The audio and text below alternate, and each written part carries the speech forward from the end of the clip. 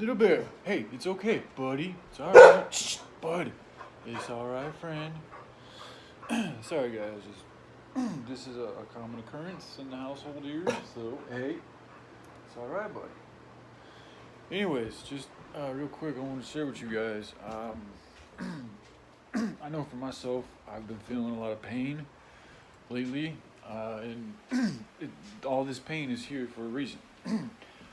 With that being said, it can be hard in the moment while one's going through the pain to acknowledge that, to really appreciate and embrace why one is hurting.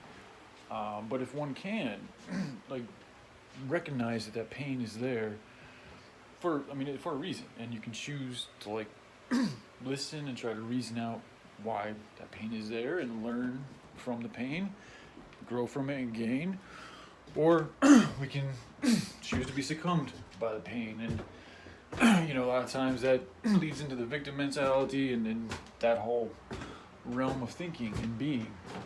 I've found the more time I spend in that area, the worse my life is. And I can go into scientifically why that is, but I'm not going to do that right now. I just want to go back and just reiterate and focus more on just spreading love and doing things that are of a good nature and how that does yield good energy. So anytime anybody's depressed or down or anything like this is, it's kind of, I call it a trick, but it's really just basic physics. Anytime you're doing a work that has good intentions with it, you're going to get good feelings from that. So, ideally, instead of taking all these pills and all these drugs and all this other crazy shit that we do, we really just need to get back to doing good works. And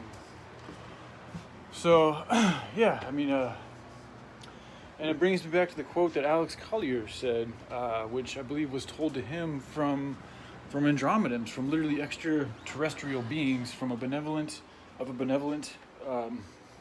kind being. They're benevolent beings. And what they shared with Alex Collier, who's a contactee of this particular species, it was a very profound quote that stuck with me throughout my life. And it was, the pain that you hold, the pain that you hold comes from the love, the pain that you carry comes from the love you withhold. The pain that you carry comes from the love that you withhold. I thought that shit was deep, man. That shit really put, just flat out. It's the truth, too. It really is. And it all goes back to, okay, in this moment, I can sit here and choose to pout and feel shitty about myself and my life and everything going on. And I could come up with justifications for everything and why I should be somewhere else, be doing something else, feeling something else, be treated differently. All these justifications to make me feel like I'm right and feeling bad about my life. But somehow, some way, you still don't actually end up feeling good about your life. And it's if you think about it, it's common sense, because you're literally sitting here thinking about a bunch of negative shit, and you're trying to come up with justifications to why you feel shitty. And it's that in itself, when you really look at it, it's really people's inability to look at their life and the things that have happened and take accountability for when things don't work out. And it's we have issues here, especially in America, I think, with failure. I think it has to do with a lot of the culture of what America has turned into. I don't think it was intended to turn into this, but it's turned into a culture mainly focused around financial success and images and reputations and appearances and how people look. So I think because of that, again, we have issues with expressing ourselves, because we don't want to be looked at as soft or as weak or as a pussy or as a bitch or as a complainer or whatever the fuck it may be.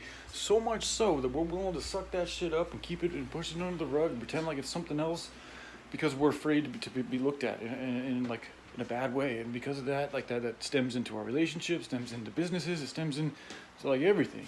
When you're worried about your reputation, you're walking around with the fear of how you're perceived. How could you possibly be aligned with who you really are? If you know who you really are and you're comfortable with who you really are, you should have absolutely no issue with how you look.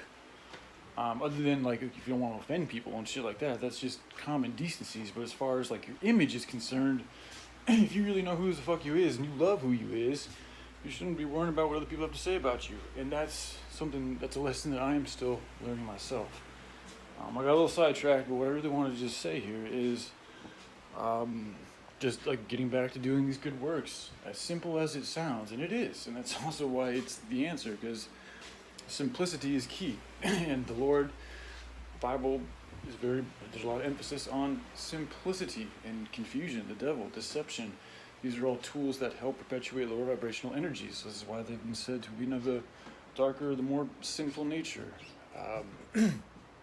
So anyways, I'm rambling a little bit here, but again, I just want to come on here, and I feel like a particular person is down, and I don't want to, I can't, like, I can only do so much, like, but I do know the more that I fight the situation I'm in, the harder it becomes. So the more I go along with that good, healthy flow, wherever it may be, and whoever that's with, the healthier and better and smoother that flow turns into. And I know that when I choose to work on things that with the intent to help other people, my day gets better. Like literally, I feel better, as well as I feel like I'm producing good things into a world that I feel is desperately in need of more good things. So it's a win-win. So anyway, all right, I love y'all. Take care. Bye.